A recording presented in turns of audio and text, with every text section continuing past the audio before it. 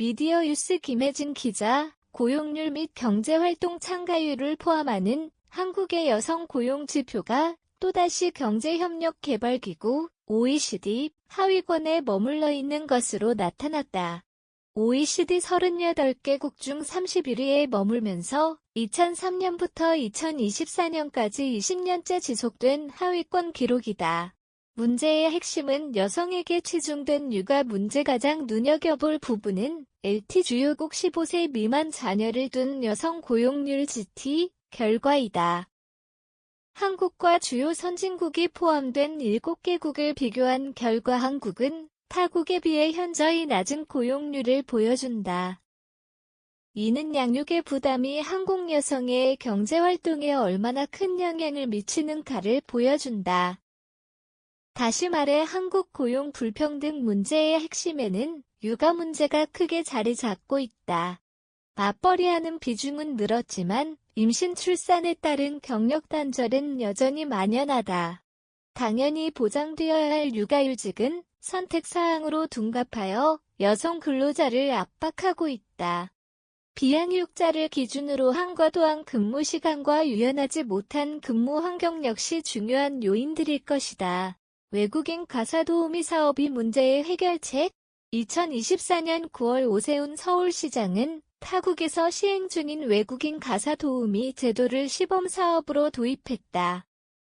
필리핀 가사관리사 98명은 지난 6개월간 서울시 강남구에서 가사관리사로서 근무했다. 김민석 고용부 차관은 이번 시범사업의 현장 만족도가 높다며 사업의 미래를 긍정적으로 평가했다. 가사 도우미로 고용된 이들 모두 케어기버 자격증이 있기 때문에 만족도가 높다고 평가한 것이다. 이에 따라 저출산 고령 사회위원회는 200명으로 규모를 늘려본 사업을 도입하겠다고 밝힌 바 있다. 그러나 중소기업 중앙회가 지난해 실시한 실태조사의 결과는 상반된다. 필리핀 가사 관리사들은 제대로 된 임금을 보장받지도 못한 채 강도 높은 근무에 불만을 표하고 있다. 실제 지급액에서 기숙사비와 공제액을 제외하면 110만 원 정도의 월급을 받으며 주 7일 근무를 한 것으로 나타났다. 규모를 늘려본 사업을 시작하기에는 상당히 무리가 있어 보인다. 또한 과연 이 사업이 정말 저출생 사회 문제를 해결하는 역할을 할 수 있을지 검토할 필요가 있다. 돌봄 노동을 둘러싼 신국제 노동분업 문제. 신국제 노동분업이란 노동 집약적이고 노동 비용이 많이 드는 생산과 정을 개발도상국 내지는 제3세계로 수출하는 전지구적 차원의 노동분업을 말한다. 이때 여성은 제1세계에서는 소비자로서 제3세계에서는 값싼 노동력으로서 동원되어 세계자본주의는 갈수록 견고해지고 있다. 베이비시터나 보육교사 같은 직종은 대체로 여성이 일하는 직종이다. 모성을 가진 여성에게 돌봄 노동은 당연한 것으로 여겨지고 그렇기 때문에 자본화된 사회에 진입한 돌봄 역시 저임금 직종이 되었다. 여기서 더 나아가 외국인 가사 도우미 제도는 돌봄이 전지구적으로 돌려막게 되는 현실을 보여준다. 한국과 같은 선진국을 중심으로 여성의 경제활동이 확대되었고 이로 인한 돌봄의 공백은 자본주의 사회에서 돈으로 해결될 수밖에 없다. 저출생을 해결할 유일한 방법은 고용평등이다. 외국인 가사도우미 사업은 여러 문제를 낳는다.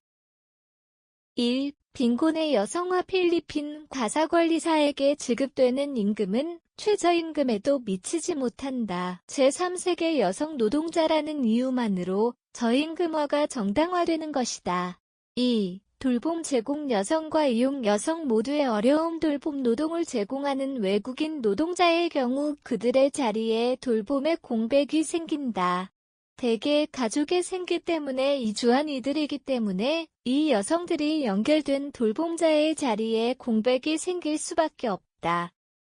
더불어 돌봄 노동을 구매하는 한국 여성의 경우 여성인 자신이 해야 하는 일을 다른 여성에게 맡겼다는 자멸감을 느끼는 것과 더불어 자신의 돌봄권을 박탈당한다. 결국 이 제도는 근본적인 해결책이 아닌 구멍난 항아리를 막기 급급한 피상적인 대책에 불과하다.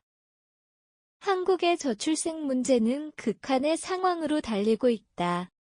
정부는 더 이상 문제의 본질을 흐리지 말고 근본적인 원인을 찾아 대책을 강구해야 할 것이다.